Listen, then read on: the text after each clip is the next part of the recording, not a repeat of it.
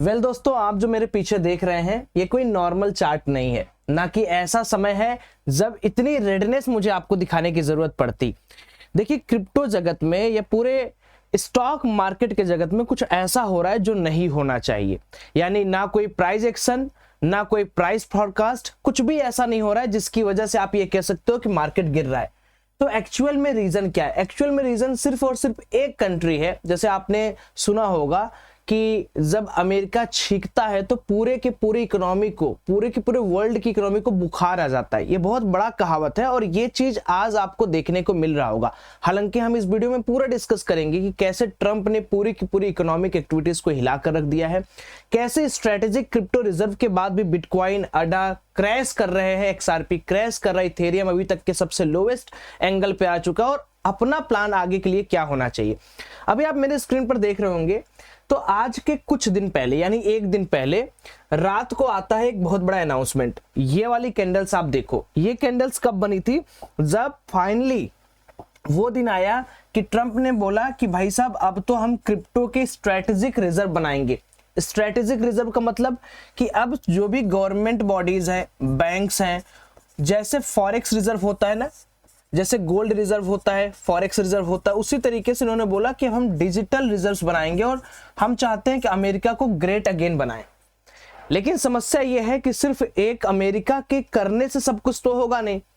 तो होता क्या है कि जब रिजर्व का अनाउंसमेंट होता है तो मार्केट करीब करीब बहुत अच्छा मोमेंटम देता है, लेकिन उसके बाद एक्चुअल में क्या हुआ, कैसे हुआ, मार्केट पूरा का पूरा डिक्लाइन करके उससे भी लो एंगल पर जा चुका है। यानी जब जब मार्केट क्या कर रहा है, होल्ड कर रहा है, एक और बड़ा फॉल, जब जब मार्केट होल्ड कर रहा है तो शायद एक और बड़ा फॉल यहां पर मार्केट दे।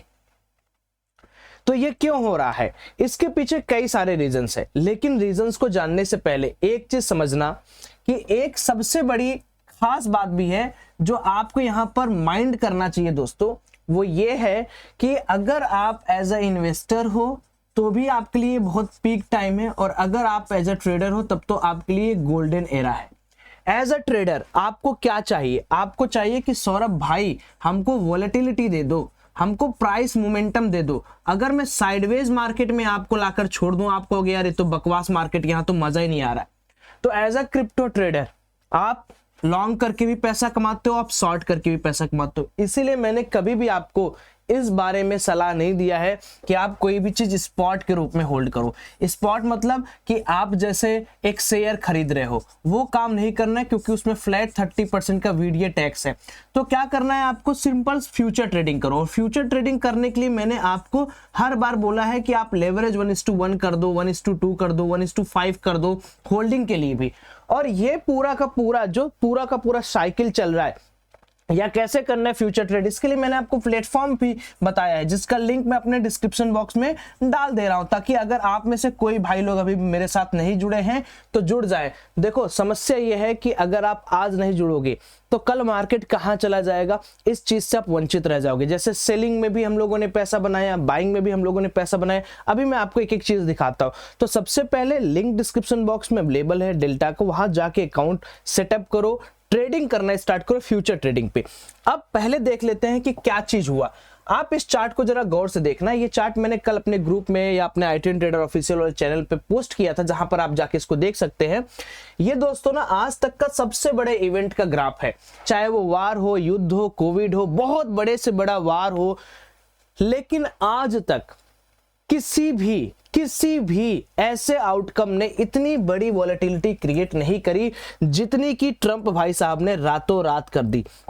यानी डर का माहौल, या कह लो कि जो प्राइस का फ्लक्चुएशन है वो ट्रंप के आने पर इस कदर बढ़ गया है कि ना तो वो 9/11 के समय था, ना तो वो GFF का था जब फाइनेंशियल क्राइसिस आई थी, ना तो वो ट्रंप के पहले कार्यकाल के दौरान था, ना तो वो कोविड के दौरान था। कोविड से बड़ी महामारी क्या हो सकती है? अनसर्टेनिटी का मतलब क्या है कि प्राइस अगर यहां पर है तो आप किस डेटा पॉइंट से ये चीज श्योर कर सकते हैं कि मार्केट यहां से अप जाने वाला है या डाउन जाने वाला है? इसी को कहते हैं वोलेटाइल फैक्टर। और ये वोलेटिलिटी सिर्फ और सिर्फ आपको और हमको अमीर बना सकती है, छोटे प्लेयर्स को जो ट्रेड करते हैं। लेकिन सोचिए ऐसे इंस्टीट्यूशनल्स के बारे में ऐसे बैंक्स के बारे में, ऐसे कॉर्पोरेट हाउसेस के बारे में जिनके पास अथाह पैसा होकर लॉन्ग किए हैं। आपने एक चीज और नोटिस की होगी कि जितने भी टेक सेक्टर हैं वो पूरी तरीके से गिर रहे हैं, यानी टेक सेक्टर का बहुत बुरा हाल है। बड़ी से बड़ी कंपनी गिर रही है, डाउ जोन्स क्रैश कर रहा है। इसके पीछे का एक एक रीजन मैं अभी आपको समझाऊंगा कुछ देर बाद। ये अगर आपको समझ में आ गया होगा तो आगे एक चीज और देख लेते हैं कि जब ये मार्केट क्रैश कर रहा था तो हम क्या कर रहे थे। तो अगर आप इस ग्रुप को देखोगे जिसमें आप जुड़ सकते हो, ऑब्वियस सी बात है, अगर आप अकाउंट ओपन करते हो, ट्रेड करके स्क्रीनशॉट भेजते हो, सारा मैंने डिस्क्रिप्शन बॉक्स में डाला है। तो आपको क्या फायदा होने वाला है, आपको हर एक ट्रेड जो मैं यहाँ पर कर रहा हूँ, जो मेरी थिंकिंग है, वो सारी चीजें आपको मिलेंगी। जैसे हमने जब बहुत मार्केट डाउन गया था तो हमने बिटकॉइन 81,000 पे और 2158 पे हमने खरीदा था इथेरियम। उसका देखिए एक लॉट में $12,000, $6,000। तो मैं ये कह रहा हूं कि सिर्फ ये चीज आप देखो कि मार्केट के अंदर किस तरीके से काम किया जा सकता है। अभी मैं और अपॉर्चुनिटीज यहां पर तलाश कर रहा हूं, धीरे धीरे मैं आपको बताऊंगा। लेकिन अब हम लोग अपने टॉपिक पर वापस आते हैं कि मार्केट के अंदर इतना पैनिकनेस आ क्यों रहा है। तो मैं आपको कुछ चीजें बताना चाहूंगा, गौर से देखिएगा। सबसे पहला हमारा जो टॉपिक है वो है कि ट्रंप ऐसा क्या कर रहे हैं भाई कि मार्केट पूरी तरीके से बर्बाद होने की कगार पर है। क्योंकि देखो, दो तरीके के मार्केट आपने ट्रेड किए होंगे। एक हो गया कि भाई चलो कोई बहुत बड़ा क्रैश आ गया, महामारी आ गई, ठीक है, कि भैया जो हमारे हाथ में नहीं है ना, कुछ गलती हो गई, फाइनेंशियल क्राइसिस आ गया, महामारी आ गई, कुछ वार वगैरह हो गया। लेकिन एक ये है कि आप अपने आप को सुपीरियर बनाने के लिए, आप अपने आप को स्ट्रांग दिखाने के लिए, आप अपने डॉलर की वैल्यू को इंक्रीज करने के लिए पूरी देश दुनिया के सामने अपनी अकड़ दिखाओ। यही सेम अभी चल रहा है अमेरिका में, और यही सेम एटीट्यूड के साथ जी रहे हैं ट्रंप जी। ट्रंप जी ने ऐसी ऐसी व्यवस्थाएं कर दी हैं, चाहे वो मैक्सिको है, कनाडा हो, इंडिया हो, चाइना हो, सबको इतना बुरी तरीके से टैरिफ्स के प्लान में लपेट लिया। टैरिफ्स मतलब कि और तो टैरिफ छोड़िए, और तो और ये भी कह दिया है साफ साफ कि भाई आप अपने कंट्री में यूजर्स के पर्सपेक्टिव में जितना वैट कलेक्ट कर रहे हो या जिस तरीके के टैक्सेशन आप ले रहे हो, उसी आधार पर हम भी आपसे पैसा लेंगे। तो मोटा मोटा क्या है कि अगर मान लो कोई कंट्री है, ठीक है, कंट्री नंबर ए और कंट्री नंबर बी। अब क्या हुआ कि ये जो बी कंट्री है ये है अमेरिका। अमेरिका ये बोल रही है कि भाई चाहे तुम कंट्री ए से आओ, चाहे तुम कंट्री बी से आओ, चाहे तुम कंट्री सी से आओ, तुम जो भी आयात निर्यात करोगे, इंपोर्ट एक्सपोर्ट करोगे, पहले मान लो तुम हमको देते थे ₹1 टैक्स, अब हम तुमसे लेंगे ₹10 टैक्स। पहले तुम ₹1 टैक्स देते थे, हम तुमसे अब लेंगे ₹25। तो अब आप ये समझो कि जब इस तरीके का माहौल होगा तो आपकी कंट्री जो ₹10 का माल लाके आपकी कंट्री में ₹11 का बेच रही थी, आज वही कंट्री आपकी माल ही ₹25 में ला रही है। तो भैया 11 में नहीं ना, वो तो अब 26 में बेचेगी, और जब वो 26 में बेचेगी तो महंगाई अपने आप बढ़ेगी। जब महंगाई बढ़ेगी तो लोगों के अंदर फिर वही चीजें, फिर टैक्सेशंस बढ़ाने पड़ेंगे, फिर इन्फ्लेशन बहुत हाई हो जाएगा, रिसेशन का खतरा आ जाएगा। तो मोटा मोटा यह है कि जब भी हम, और जैसे भारत देश है, हम सबसे ज्यादा किस पर निर्भर करते हैं कि हम बाहर से चीजों को लाते हैं, है ना, एक्सपोर्ट हमारा बहुत कम है, हम बाहर चीजें बहुत कम भेजते हैं, तो हमें सबसे ज्यादा डेंट होगा। तो आपने वो चीज देखी होगी कि हमारी इकोनॉमी, जो इंडियन मार्केट है, वो भी नीचे जा रहा है। उसका रीजन आप समझो, निफ्टी क्रैश कर रहा है, बैंक निफ्टी क्रैश कर रहा है, सारी चीजें नीचे जा रही है। एफआईआईज मार्केट छोड़ के भाग रहे हैं। क्यों एफआईआईज मार्केट छोड़ के भाग रहे हैं, कभी सोचिए। अब भाई इनको समझ में आ रहा है कि भाई ट्रंप है, ट्रंप तो बार बार ये बोल रहा है कि हम अपने अमेरिकन डॉलर को बढ़ाएंगे, तो वो ऐसे मार्केट में जाएंगे ना जहां पर उनको बॉन्ड यील्ड ज्यादा मिलेगा, उनको करेंसीज की वैल्यू ज्यादा मिलेंगी, वो इमर्जिंग मार्केट में रहेंगे। उनको समझ में आ रहा है कि ₹10 अगर मैं इंडिया और चाइना में ₹10 रख दूं और खाली ₹10 मैं अमेरिका में रख दूं, तो यहां मुझे 11 मिल रहा है और यहां मुझे 15 मिल रहा है, तो वो सिंपल है, पैसा निकाल के इधर उधर जाएंगे। अब सेम यही चीज है कि बहुत से ऐसे फैक्टर्स हैं जो कि यहां पर डोमिनेट कर गए। अब देखिए आगे आपको और मजा आएगा जब आप इस स्लाइड्स को पूरा समझेंगे। अब आप ये देखिए, एक बहुत बड़ा सर्वे होता है जिसमें यह समझाया गया कि अगर ट्रेड वार होता है, ट्रेड वार बेसिकली हम तुमको भी ज्यादा टैरिफ देंगे, तुम हमसे भी ज्यादा टैरिफ लोगे, तो हम भी तुमको बहुत ज्यादा टैरिफ पे आयात निर्यात करेंगे। अब आप समझिए, इसको ट्रेड वार बोलते हैं। एक तो वार हो गया, चलो आपने मारपीट लिया, खूनी दरिंदा वाला वार हो गया। एक होता है ट्रेड वार कि ना तो के हम दे, ना तू हमके दैया। भैया ये बात है ना, टैरिफ ज्यादा करोगे तो तुम हमसे मत लो, हम तुमसे नहीं लेंगे। अब ऐसा तो है नहीं कि अमेरिका के अंदर सब कुछ होगा, उसको भी तो कहीं ना कहीं से कुछ ना कुछ लेना होगा। अब आ जाइए वापस, देख लीजिए, जब ये फोरकास्ट किया गया तो पोल कराया गया कि भैया ट्रेड वार के दौरान सबसे ज्यादा किस एसेट में आपको पैसा देखने को मिल रहा है। अभी मैं आपको रीजन समझाता हूं क्यों बिटकॉइन ज्यादा डंप कर रहा है। तो सबने ये बोला कि भाई देखो, अब ट्रेड वार है और अमेरिका तो एक सुपर पावर देश हो गया है भैया, है ना। तो सबसे ज्यादा जो सेफ हेवन एसेट है गोल्ड या सिल्वर, इसके बारे में तो लोग हमेशा मान लो ओवरऑल कहते ही हैं। सिल्वर को मैं इसलिए रख रहा हूं क्योंकि अगर आप रेशियो चार्ट देखेंगे सिल्वर के अंदर पोटेंशियल ज्यादा है बूम करने को एज कंपेयर टू गोल्ड। सो अगर आप एज ए इन्वेस्टर माइंड करना चाहते हो तो आप सिल्वर को भी ध्यान देना।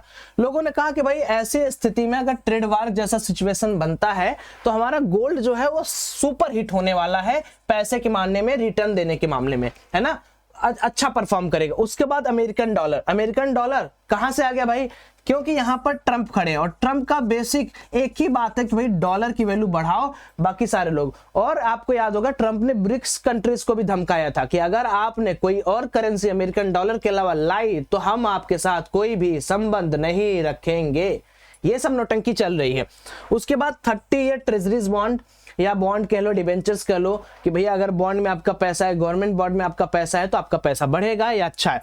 कमोडिटीज, सिल्वर में, कमोडिटीज में जैसे जिंक हो गया, जितने भी अलग अलग कमोडिटीज हैं उनमें कुछ हद तक आपको प्रोग्रेस दिखेगा। 3 मंथ ट्रेजरी बिल, उसमें भी पैसा दिखेगा। तो मैंने डिबेंचर्स, ट्रेजरीज, बॉन्ड, यील्ड ये सब बता ही दिया आपको। उसके बाद देखिए लास्ट इक्विटीज के जस्ट ऊपर केवल बिटकॉइन है। इक्विटीज तो भैया खत्म है। मतलब आपको ऐसा है ना कि अगर आप इस पोल को समझेंगे, which asset class would fare based under full blown trade war scenario, ऐसे सिचुएशन में इक्विटीज का तो कोई रोल ही नहीं है। इसका मतलब जानते हो कि ये जो स्टॉक है एनवीडिया, टेस्ला, माइक्रोसॉफ्ट, गूगल, वैसे भी एआई के जमाना आपको इंटरनल खबर बता देते हैं, इतनी सारी फायरिंग होने वाली है। ऐसे ऐसे एआईज आ चुके हैं जो एक पूरे के पूरे सीनियर इंजीनियर की कोडिंग खुद से कर दे रहे हैं। तो वो जो इंटरनल चल रहा है गूगल, माइक्रोसॉफ्ट, मेटा में, वो तो छोड़ दो, वो तो इतना बुरा है कि अगर वो सामने रोज रोज आने लगा तो आपका माथा खराब हो जाएगा। साला पैसा कमाने के लिए लोग क्या से क्या करें, कौन सी डिग्री ले, आईआईटी पढ़े, कहां से पढ़ के आ जाए, एमआईटी पढ़ के आ जाए तब पैसा मिलेगा, कुछ नहीं होने वाला। तो अब आप समझो किस दिशा में सब कुछ मूव कर रहा है। इक्विटीज तो सब लोग क्रैशी है। बिटकॉइन को लोगों ने 3% के कगार पर रखा है कि ओवरऑल परसेंटेज ऑफ साइकिल में। तो ये एक बहुत बड़ा सेंटिमेंटल प्रेशर है, बहुत बड़ा सेंटिमेंटल प्रेशर है कि भैया ऐसा हुआ तो ये परिस्थिति आएगी। अब देखिए अभी तक लेकिन अगर आप समझेंगे तो ट्रेड वार का जो फुल ब्लोन स्ट्रक्चर है वो अभी तैयार नहीं हुआ है। मैं जब ये वीडियो बना रहा हूं तब कुछ ही कंट्रीज हैं जो विरोध कर रही हैं, लेकिन एक चिंगारी पूरे जंगल को जलाने के लिए काफी होती है ना। ये एग्जांपल आप सेट करके रखना। आइए मैं आपको दिखाता हूं चिंगारी क्या क्या है। आपको मजा आ रहा होगा, मुझे मजा आपको बहुत देना है क्योंकि आप डेटा समझो, पढ़ो, समझो, लिखो, यही तो जिंदगी है। आगे चलते हैं। ऐसा क्या किया अमेरिका ने भाई, वो सब भूल जाओ जो इसके पहले लगाया था। अभी जो लेटेस्ट है वो समझिए, 25% tariffs on all goods from Mexico to America. 25% tariffs on all goods except energy छोड़ो, ले जाओ, तेल ओल मत बेचो, from Canada to America. 20% tariffs on many goods from China to America, China से मांग रहे हैं, समझो बात को। 10% tariffs of energy from Canada to America. 25% retaliatory tariffs on up to $155 billion of goods from US to Canada। तो ये वो चीजें हैं जहां से अमेरिका ये कह रहा है कि भाई डिपेंड भी काफी ज्यादा है, फिर भी डर नहीं है, फिर भी डर नहीं है कुछ चीज का कि भाई इतना तुम टैरिफ्स अगर हमको दोगे तो हम काम करेंगे। अब आपको लग रहा होगा कि सौरभ भाई ठीक है, वो मांग रहा है, ये दे रहे हैं, नहीं ऐसा तो यही तो नहीं हो रहा है, इसी को तो ट्रेड वार बोल रहे हैं, ये देने ही नहीं चाह रहे ना, यही तो सबसे बड़ा समस्या है। देखिए अगला चीज, अगर ये दे देते तो बात ही खत्म। अब ये जो चार्ट है, इस चार्ट में आपको बीटीसी, इथेरियम, सोलाना, एक्सआरपी, अडा और इथेरियम के स्लैश बिटकॉइन, यानी इथेरियम को रिलेटिव किया गया बिटकॉइन से, कंपेयर दिखाया जा रहा है कि किस तरीके से मार्केट अपने बॉटम लाइन के नीचे आके ट्रेड कर रहा है। ये बॉटम लाइन टूटने का मतलब ये दोस्तों कि इतना ज्यादा लिक्विडेशन मार्केट के अंदर हुआ है कि उसका कोई अंत ही नहीं है। तो ये बॉटम लाइन एक ऐसे बॉटम लाइन थे जिनको माना जाता था कि रिस्पेक्टिव होल्डर्स हैं। इट मीन्स इसके नीचे मार्केट जाने की जो चांसेस है रिलेटिवली बहुत कम है, लेकिन ऐसा हुआ नहीं। पूरा का पूरा मार्केट स्ट्रेटेजी क्रिप्टो रिजर्व के बाद टर्न आउट कर गया। लेकिन एज अ ट्रेडर मैं फिर आपको बोलूंगा कि आप अपना काम शुरू कर दो, लिंक हमने ऑलरेडी दिया हुआ है। अब देखिए कहां से नतीजा शुरू हुआ, कहां से ये सारी चीजें शुरू हुई। जैसे ही टैरिफ इंट्रोड्यूस हुआ, चाइना बोला कि तुम हमको डरा धमका रहे हो, पता नहीं क्या मेरे बारे में। इसने बोला China hits back with the counter tariffs, एक चिंगारी लगी। अब ये पढ़ लेना तुम लोग कहां कहां मिलेगा। कनाडाज रेसिप्रोकल टैरिफ्स। रेसिप्रोकल टैरिफ्स मतलब तू लगाइबा हमहू लगाइब, तू कम करबा हमहू कम करब, तू ज्यादा करबा हमहू ज्यादा करीब, ठीक है। उसके बाद मेक्सिको का सुन लीजिए, मेक्सिको मेजर्ड स्टैंड्स। तो ये जो मैंने आपको अभी तीनों खबर बताई, ये क्या है, इसको आप क्या देंगे, इसको आप चिंगारी का नाम देंगे। और यही सबसे बड़ा रीजन है दोस्तों कि इस समय ये बात बोलना बिल्कुल गलत नहीं होगा कि अपने फायदे के लिए ट्रंप बाबू ने पूरी इकोनॉमी को हिलाकर रख दिया है। यानी पूरा का पूरा जो इकोनॉमिक एक्टिविटीज है वो पूरी तरीके से डिस्टर्ब्ड है। वॉलेटिलिटी जिसको मैंने चार्ट के माध्यम से देखा वो पीक पर है। इट मींस कि अभी लेना देना कुछ भी आपको समझ नहीं आएगा। तो अब इस वीडियो के मुद्दे पर आते हैं कि सौरभ भाई ठीक है, इफ इट्स गोइंग, ऐसे तो बहुत सारे चीजें आएंगी जाएंगी, यही तो नेचर का नियम है कि परिवर्तन ही होगा। ऐसे में हम क्या करें? देखिए मैं आपको दो चीजें समझा देता हूं, आपको समझ में अच्छी तरीके से आ जाएगा। जब भी मार्केट के अंदर एक पीकनेस होती है ना, ठीक है, तो ये पीकनेस माइट भी 1 साल तक चले, 1 ईयर तक चले, फिर ट्रंप को समझ में आया तो पॉलिसीज स्टैंड बैंक ले, 2 साल तक चले या इनफाइनाइट टाइम तक चले। इन तीनों में आप डिस्टिंग्विश नहीं कर सकते। एज अ ट्रेडर आपको कोई समस्या लेने की जरूरत नहीं है। क्यों? क्योंकि ट्रेडर का काम ही होता है कि जितना पीकनेस कर्व रहेगा उतना ही ज्यादा वो मनी बनाएगा। मनी प्रिंटिंग मशीन होती है वोलेटाइल मार्केट, याद रखिएगा।